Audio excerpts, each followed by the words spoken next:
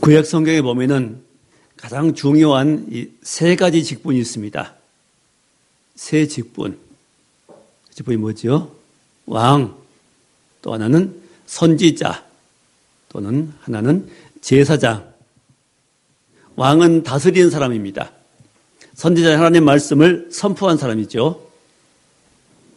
그럼 제사장 하는 일은 무슨 일입니까? 성전에서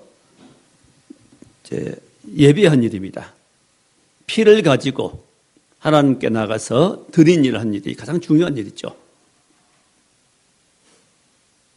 왕도 중요한 일이고 선지자의 직분도 중요한 일이고 또한 이 제사장의 직분도 굉장히 중요한 일입니다.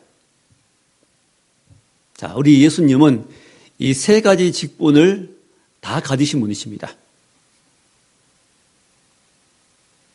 지금도 예수님은 살아계셔서 이 세 가지 직분을 수행하고 계십니다. 예수님 우리 왕이시죠. 우주 마음을 다스리시면 우리 모든 주의 백성들을 마음속을 다스려 주십니다. 다스리는 일을 하십니다. 왕이십니다. 지금도. 우리가 영광의 왕이라고 찬양하지 않습니까? 또 하나는 지금 그 주님은 선지자이십니다. 성령을 통해서 우리에게 말씀해 주십니다. 가르쳐 주십니다. 깨닫게 하십니다. 선지자로 계십니다. 지금도. 또한 그 주님은 세 번째 제사장으로 계시죠. 제사장의 제일 중요한 일은 하나님과 사람들 사이에 이 막힌 것을 열어주는 겁니다. 하나님과 사람 사이를 막히게 하는 것이 죄지요. 죄를 지으면 하나님과 사람 사이가 막힙니다. 아담이 범죄하면 하나님과 사람 사이가 멀어졌습니다.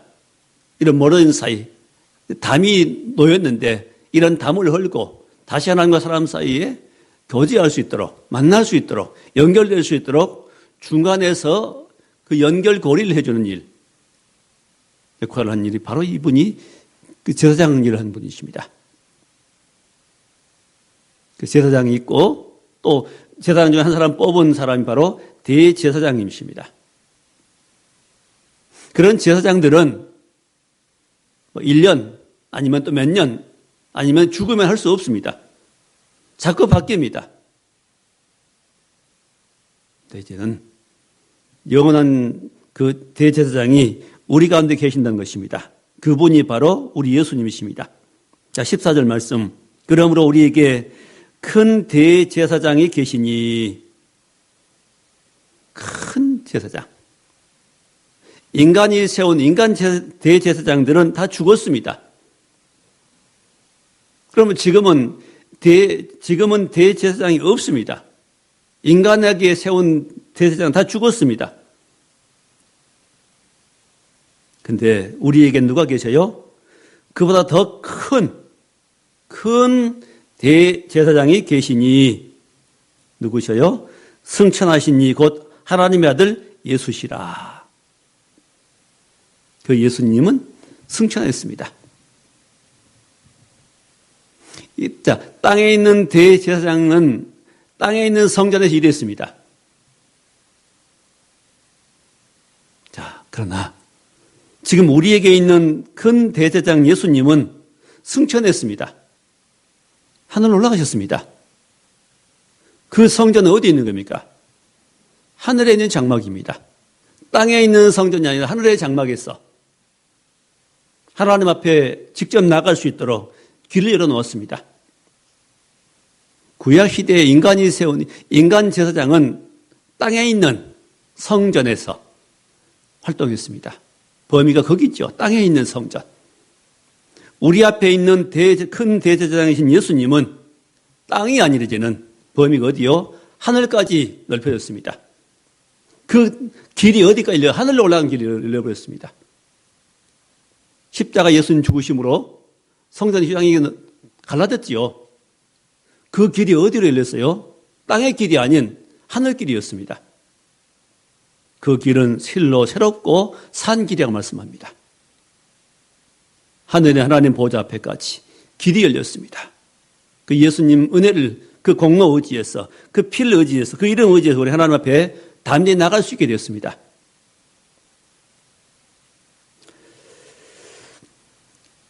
자, 그러므로 하나님의 아들 예수심으로 우리가 믿는 도리를 굳게 잡으라 그랬습니다.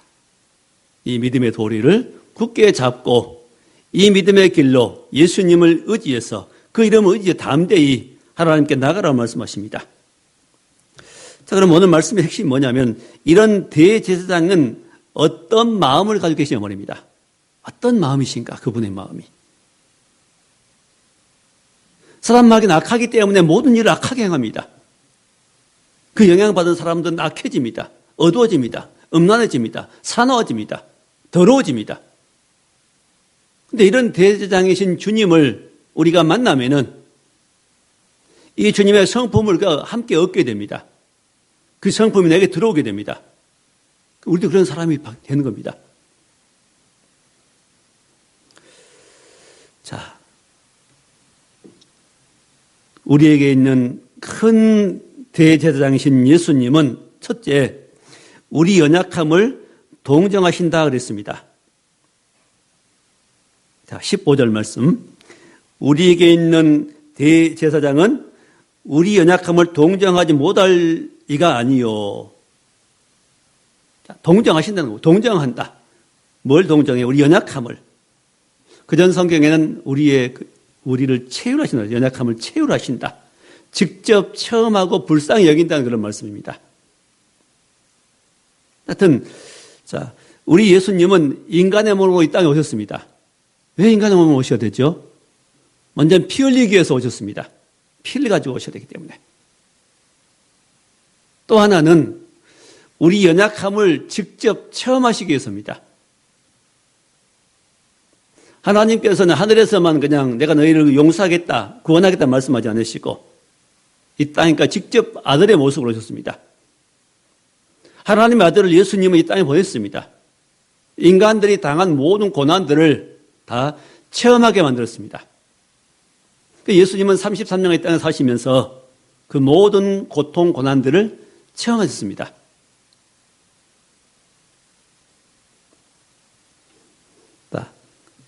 그리고 시험도 받으셨지요. 시험을 받으시되 15절 끝부분에 모든 일에 우리와 똑같이 시험 받으신 이로되 죄는 없으십니다. 모든 일에 우리와 똑같이 시험을 받으신 이로되 예수님도 시험 받으셨습니다. 40일 금식 후에 마귀가 예수님을 광야로 이끌었어요. 하나님이 이끌었죠. 광야 가서 광야에서 예수님을 시험해서 세 가지 시험을 합니다. 돌로 떡덩이를 만들어서 봐라. 성전 꼭대기에 세우고 뛰어내려봐라 말씀했습니다. 그렇게 시험했습니다. 유혹했습니다. 또 하나는 천하 만국의 모든 영광을 보여주면서 나에게 한 번만 절하면은 내가 모든 영광을 주겠다고 그렇게 제의해왔습니다. 유혹이었습니다. 달콤한 유혹입니다. 우리도 왜 시험에 빠지고 왜 어려움 당하지요? 왜 유혹을 받지요? 그 모든 것들은 내가 그걸 가지면 좋게 보이는 겁니다. 좋아질 것처럼. 행복할 것처럼. 예수님 앞에 그 제의했던 세 가지 시험도 다 좋은 것이죠. 배고프니까 떡을 만들어서 돌로 떡 만들어서 먹어봐라. 성전 꼭대기에 뛰어내리면은 천사가 받들어서 그 발이 돌에 부딪히는데 사본이 뛰어내릴 수 있도록 해주면은 많은 사람이 박수 치지 않겠느냐? 그런 박수를 받아보지 않겠느냐? 솔깃한 제안이지 않습니까? 한 번만 절하면 천하 만국의 모든 영광을 다 주겠다. 우리 앞에도 수없이 이런 유혹들이 어지요. 아무도 안 보잖아. 아무도 안 보니까 한 번만 눈 감아. 그 일 하면 괜찮지 않아. 너 유익하지, 이기지 않아. 너 부자 되지 않아. 너 높아지지 않아. 너 칭찬받지 않아. 이런 유혹이 우리 앞에 수없이 올 수 있습니다. 이런 유혹은 다 우리에게 어떻게 보여? 내게 좋게 보입니다, 그게. 나쁜 것 같으면 누가 그 일을 하겠어요?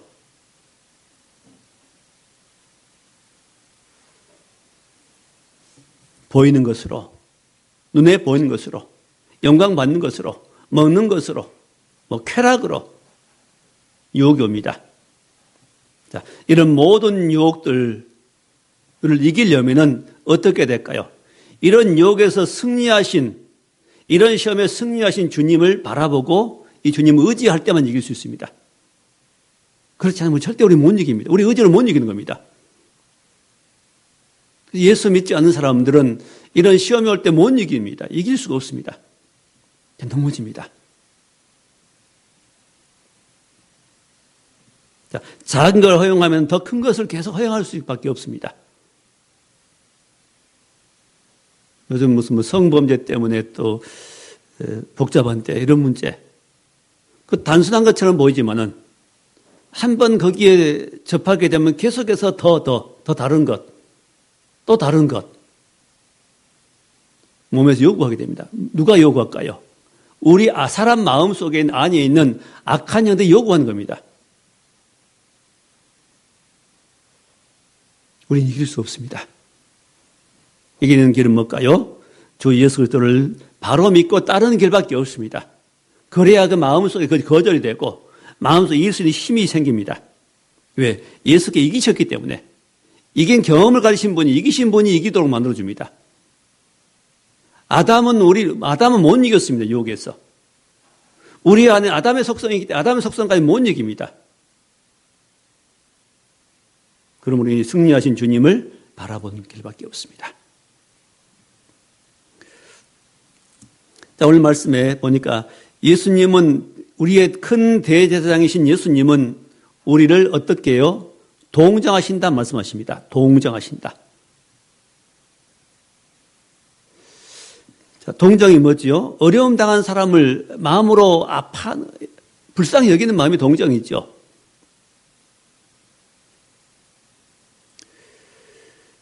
자, 동정한다는 것은 왜 동정이 하지요? 이해하기 때문입니다. 상대방의 어떤 아픔이 거의 불쌍히 여긴 마음으로 내가 다가오면 그게 동정이 있죠. 자, 동정이라는 것은 이해하시기 때문입니다.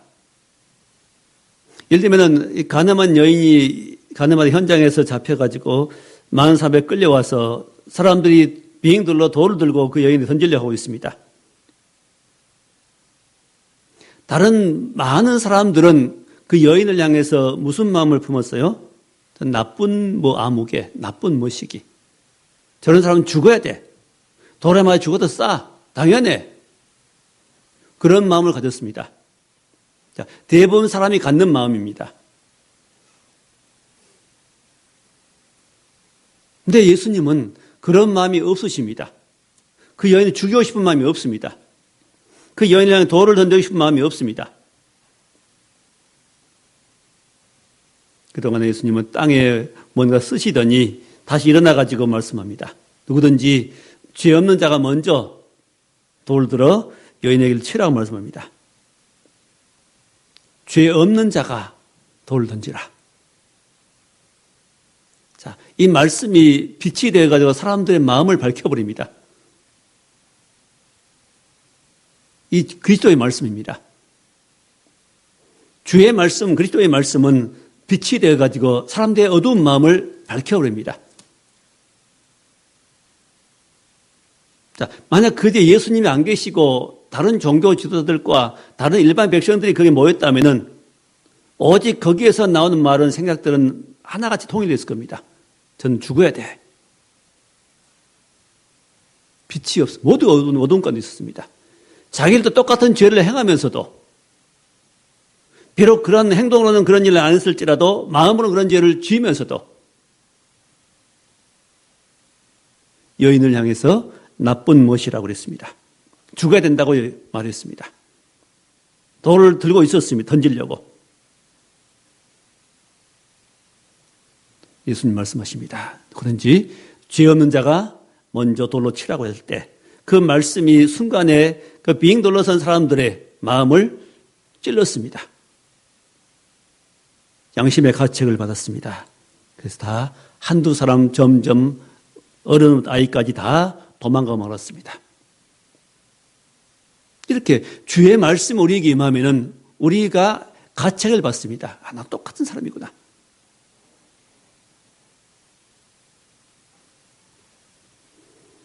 다시 예수님 물으십니다. 여인에게 너를 정죄한 자가 있느냐? 없습니다. 나도 너를 정죄하지 않겠다. 가서 다시는 죄를 범하지 말라고 말씀하십니다. 자, 이게 뭘까요? 감동이죠. 이 여인에게서는 놀라운 경험입니다. 자기는 죽을 줄 알았는데 뜻밖의 너무 놀라운 말을 듣습니다. 이게 감동입니다. 이런 용서를 받고 돌아간 여인은 어떻게 됐을까요? 그래요. 그 다음은 어떻게 된지 성경은 밝혀오지 않습니다. 그러니까 놀라운 사랑을 받은 거지 않습니까? 예수님이 이런 분이시구나. 난 죽을 줄 알았는데 살게 되었구나. 살려줬구나. 자, 이 마음이 주님의 마음입니다. 우리가 이런 어려움 당해서 이런 처지에 있을지라도 주님은 이렇게 우리를 건져주시고 용서해 주시고 위기를 모면해 주시고 살려주시려고 하는 마음이 바로 주의 마음입니다. 근데 정치하는 사람들은 다는 아니지만은 상당 부분 하여튼 상대방을 죽이려고 합니다. 어떻게든지 상대방을 못된 사람 만들어서 자기들이 높아지려고 하는 이게 정치 세계죠.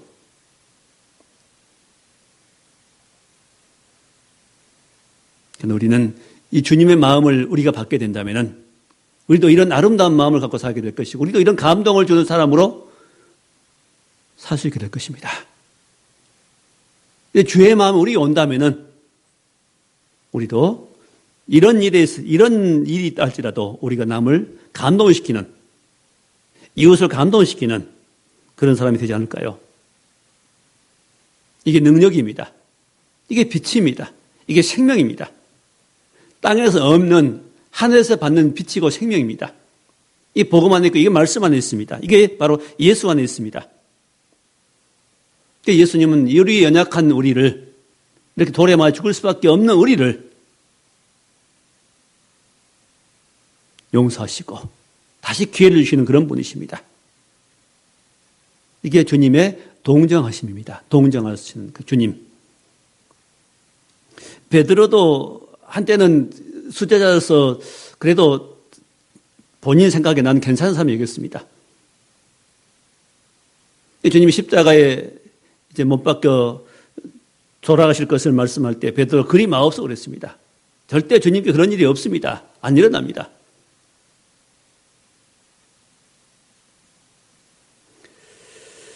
너는 날 부인할 것이라 말했습니다. 오히려 오늘 밤 닭 울기 전에 네가 3번 날 부인하리라.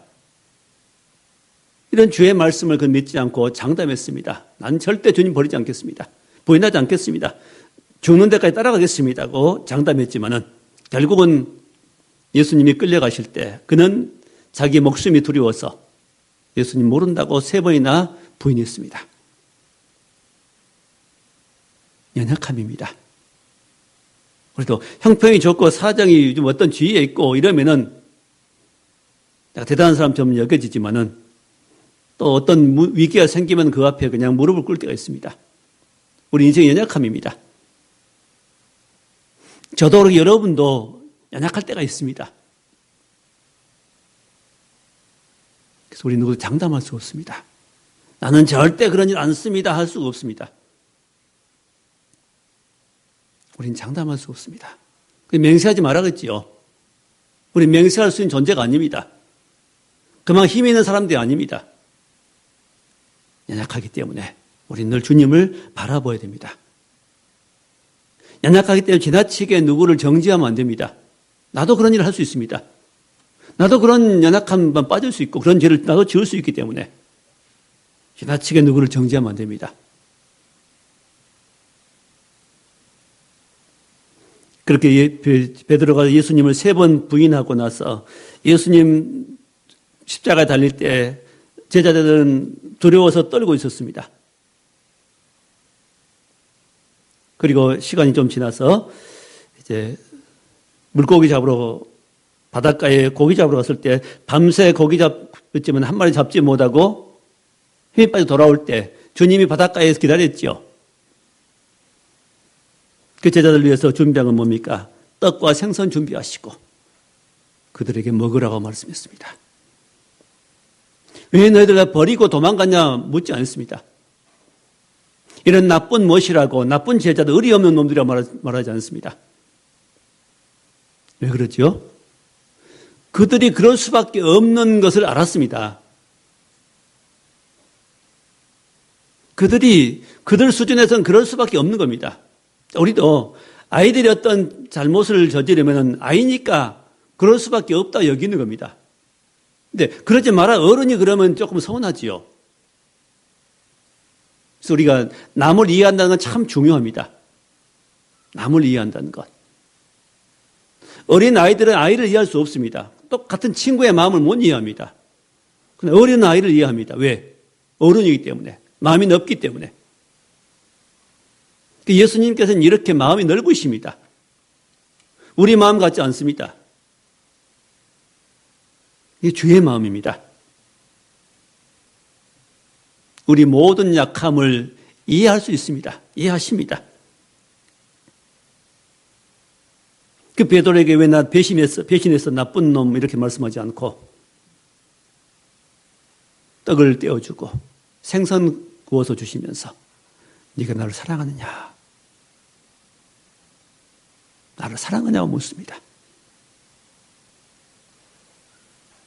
베드로는 그 앞에 눈물 흘릴 수밖에 없는 겁니다. 이게 우리와 주님의 다른 점입니다.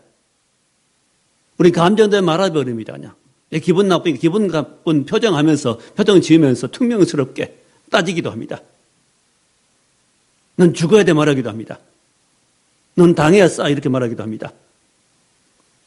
이 마음은 본래 하나님께 우리에게 주신 마음이 아닙니다. 범죄함으로 아담이 범죄함으로 우리에게 주어진 나쁜 마음입니다. 사단이 넣어준 나쁜 마음입니다.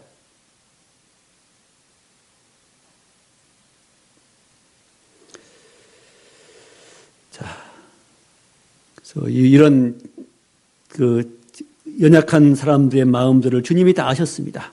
다 아시고 그들 마음을 그들 못되게 아주 구렁텅이에 밀어 넣어버린 거 아니라 살아날 수 있도록 힘을 얻을 수 있도록 도와주었습니다. 이게 주님이 하신 일입니다.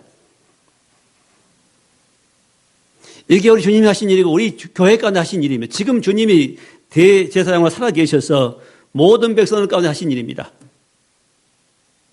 우리에게 그렇게 오셨습니다. 앞으로도 우리에게 그렇게 하실 것입니다. 우리 연약함도 다 아십니다. 예수님 말씀하십니다. 내가 온 것은 세상을 심판하러 온 것이 아니라 구원함이라고 이렇게 말씀했죠.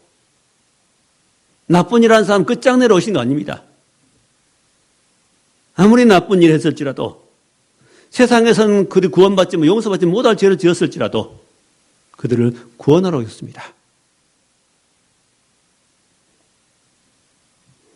예수님 용서로 오셨습니다. 세우시러 오셨습니다. 회복이 목적입니다. 주님이 땅에 재림하실 때까지는 기회가 있습니다. 보통 어떤 분들은 그럽니다. 하나님 나를 쳤어. 대부분 경우 아닙니다. 친 게 아니고 내가 잘못한 겁니다. 그냥 내가 잘못해서 저지른 일입니다. 자, 밖에 비가 내리는데 내리면 우산 쓰고 나가야지요. 근데 우산도 안 쓰고 나가가지고 제발로 나가가지고는 그 흙탕물에 채가지고 옷이 버렸습니다. 하나님 말 쳤어 이러면 안 되지 않습니까? 그런 격입니다. 많은 경우 그렇게 사람들이 말합니다. 하나님 그렇게 말하면 안 됩니다. 하나님의 마음은 부모 마음보다 더합니다. 더 사랑하십니다. 더 위하십니다. 우리 스스로가 그 길을 선택해서 잘못된 게 나가기 때문에 어려움 당하는 겁니다. 스스로 저지른 것이죠. 대부분 경우에. 주님 오해하면 안 되겠습니다. 자, 두 번째로 우리 대제사장이신 예수님은 때를 따라 도우신다고 말씀하십니다. 16절에 그러므로 우리는 긍휼하심을 받고 때를 따라 돕는 은혜를 얻기 위하여 은혜의 보호자 앞에 담대히 나갈 것이니라. 자, 긍휼하심을 받고 때를 따라 돕는 은혜를 얻기 위하여. 자, 때를 따라 돕습니다. 자, 지금 봄비가 왜 내리지요? 농사 지으라고. 해갈하라고. 씨를 뿌리라고 주시는 하나님의 섭리입니다. 사랑이죠.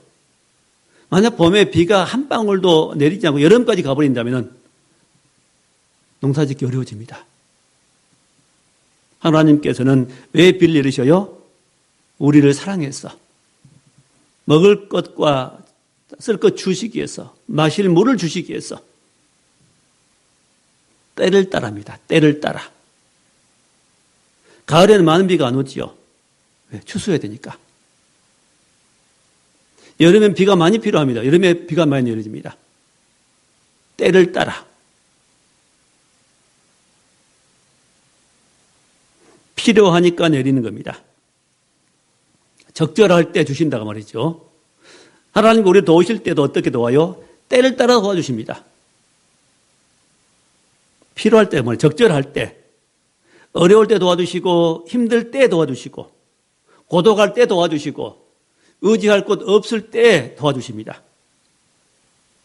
실패할 때 일으켜주시고, 쓸 것이 필요할 때 쓸 것을 주시는입니다. 이렇게 때를 따라서.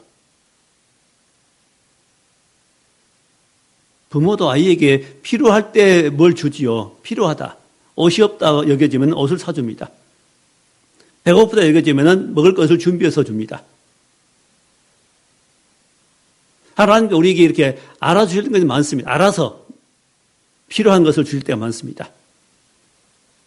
대부분 욕심으로 막 구하다가 하나님 응답 안 하신다고 많이 말을 합니다.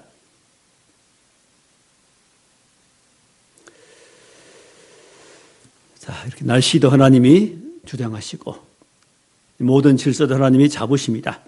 코로나19 바이러스 탓 때문에 전 세계적으로 어려움을 당하고 있습니다. 많은 사람이 경제 활동을 못하고 있고 또 물질 생활 어려움을 많이 당하고 있습니다. 자, 그런데 한 가지 좋아진 것은 이 지구 환경이 깨끗해지고 있답니다. 공장이 스톱하고 있고 자동차가 적게 움직이고 사람들이 적게 활동하니까 아주 지구가 깨끗해진답니다. 환경이, 대기가. 지금 세계적으로 이 코로나19 때문에 죽은 사람이 15만 명 정도 죽었다고 합니다. 실제로 세계보건기구 통계를 내보니까 실제로 환경오염 때문에 죽은 사람은 60만 명이랍니다. 그래서 이렇게 통계 내보니까 오히려 다른 해보다 적게 죽었답니다. 사망자 수가. 또 깨끗해지니까 환경이. 우리는 한 가지만 보는데 좀 크게 보면은 또 그렇지도 않다는 것이죠. 지구를 함부로 더럽히고 오염시키는 인간들을 하나님이 좀 깨닫게 하게 주신 기회가 아닐까 여겨집니다. 어쨌든 하나님께서는 지구도 지켜두시고 자기 백성도 보호하시고 인도하십니다. 잠시 어렵지만은 이런 일을 통해 더 좋은 일이 또 있겠지요. 어떤 부분들은. 한 가지만 보고 슬퍼하지 말고 힘들어하지 말고 또 다른 부분을 가지고 하나님 하실 일들을 또 기대하는 것도 좋으려 여겨집니다. 우리 어두운 면만 보지 말고 긍정적인 면을 볼 수 있는 그런 긍정적인 믿음의 자세도 우리에게 필요하다 여겨집니다. 자, 때를 따라 도와주십니다. 우리 인생 살아온 동안 지난 날들 모든 순간순간 때를 따라 우리를 도와주었습니다. 도와주셨기 때문에 여기까지 왔지요. 앞으로도 우리와 저와 여러분들의 모든 길에 하나님의 때를 따라 도우실 것입니다. 바로 이분이 누구시죠? 승천하신 분, 우리의 큰 대제사장이신 예수 그리스도이십니다. 자, 세 번째로 그러면 우리가 이 제사장이 계시는데 어떻게 할 건가? 세 번째는 은혜의 보좌 앞에 담대히 나아가라고 말씀하십니다. 16절 마지막 부분에 은혜의 보좌 앞에 담대히 나아갈 것이니라. 은혜의 보호자는 뭐냐면 시은서라고 말하는데 바로 법궤 뚜껑을 말합니다. 대제사장의 피를 가지고 지성소에 들어가서 그 법궤 뚜껑에다가 피를 뿌렸습니다. 이래야 드디어 백성들의 죄가 용서되는 겁니다. 바로 은혜를 베푸는 곳입니다. 장소. 자, 은혜 받으려면 은혜 받을 은혜가 있는 곳에 나가야지요. 물을 얻으려면 물이 있는 곳으로 가야지요. 은혜 받으려면 은혜가 있는 곳에 나가야지. 은혜가 있는 곳은 하나님 앞입니다.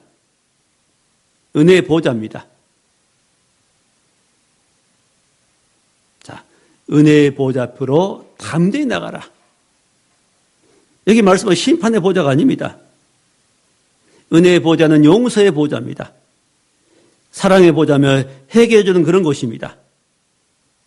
자, 예수 그리스도 안에는 진노가 긍휼로 바뀝니다. 항상. 주 예수께 나가면은 항상 뭘로요? 진노는 긍휼로, 사랑으로 바뀝니다. 용서로 바뀌죠. 사망이 생명으로 바뀌고 어둠이 빛으로 바뀌고 또 그리스도 안에는 심판이 구원으로 바뀝니다. 그리스도 안에서는 또 정죄가 용서로 바뀌죠. 용서와 사랑으로 바뀝니다. 하여튼 그리스도 안에 들어가면은 항상 거기에는 해결이 있고 승리가 있고 살 길이 열립니다. 근데 이런 주님이 계시는데 사람들은 이 주님 앞에 나가지 않고 이 주의 이름 기도하려고 하지 않고 이 주님 의지하지 않는 겁니다. 내가 어떻게 살아보려고, 내가 해결해 보려고 합니다. 그러면 이 은혜의 보호자 앞에 어떻게 하면 나갈 수 있는 겁니까? 어떤 방법으로? 먼저 믿음입니다. 믿음으로 나가라고 합니다. 자, 믿음은 이런 주님이 계신 것을 믿는 겁니다. 히브리서 11장에도 믿음장이 있죠. 거기 보면은, 자, 먼저는 믿음은 그가 계신 걸 믿으라는 겁니다. 하나님이 계시고, 이런 우리에게 계신 큰 대제사장이 계신 것을 믿으라는 겁니다. 믿고 또한 그를 찾는 자에게 상 주시는 것을 믿으라고 했습니다. 그를 찾는 자에 상 주신다. 찾는 건 뭡니까? 주님이 어디 계신가 찾는 거죠. 은혜를 찾는 겁니다. 아이가 뭐가 곤란이 생길 때 엄마를 찾습니다. 엄마만 찾으면 해결됩니다. 그것처럼 우리에게 문제가 있어서 하나님을 찾는 겁니다. 찾으면 해결되지요. 찾으면 얻습니다. 기도도 어떤 찾는 부분이 있죠. 찾으라 두드리라. 찾는 자에 뭘 주세요? 상 주신다 말씀하십니다. 그러면 기도에 대한 응답은 상입니다. 상의 부분이 있습니다. 어떤 부분들은.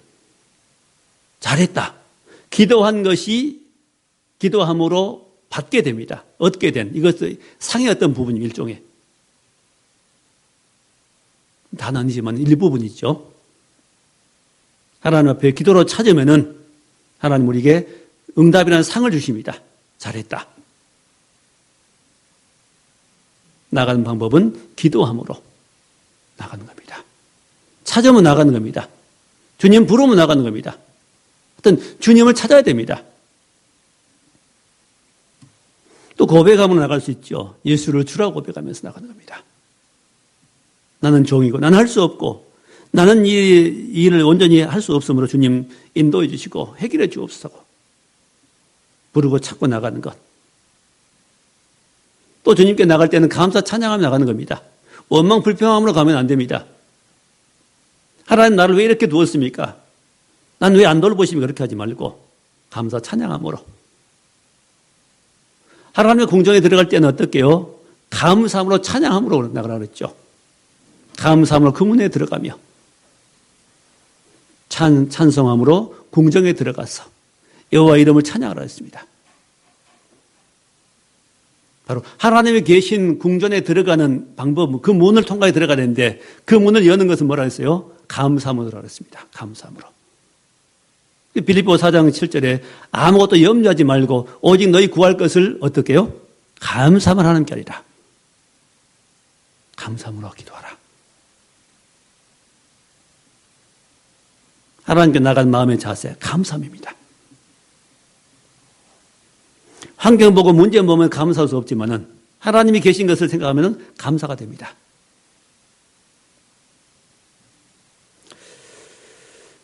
자, 우리 사람들이 내 생각이 자꾸 우리는 뭘 생각하냐면 하나님도 나 같은 줄 압니다.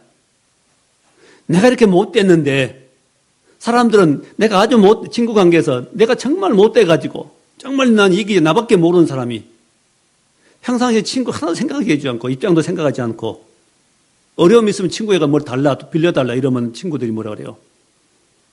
거절하죠. 이건 인간관계 이렇습니다. 내가 해준 만큼 친구도 나에게 어떻게 관계 마찬가지 이런 관계는 관계란 사람 속에 이 세상 관계는 그런 관계입니다. 내가 해준 만큼 대접한 만큼 대접받습니다.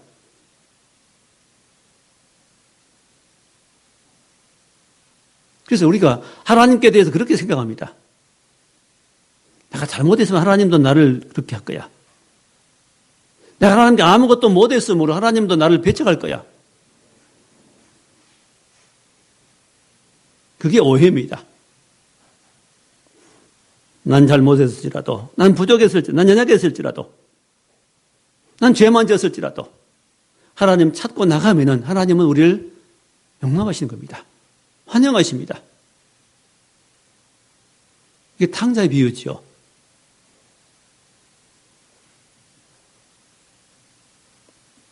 지금은 은혜 받을 만 때요. 지금은 구원의 날이라고 말씀하십니다. 지금이 기회입니다. 예수님 오시기 전에 우리가 하나님 앞에 나가서 은혜 받고 우리가 믿음을 세워지고 복되게 살 수 있는 기회, 바로 지금이 구원의 날입니다. 지금이 은혜 받을 때요. 구원의 날입니다. 자, 말씀을 맺겠습니다. 이제 우리는 우리 앞에 누가 계셔요? 우리를 이렇게 생각해 주시는, 때를 따라 도와주시고 동정해 주신 주님이 계십니다. 그 이름으로는 다음대에 나가야 됩니다.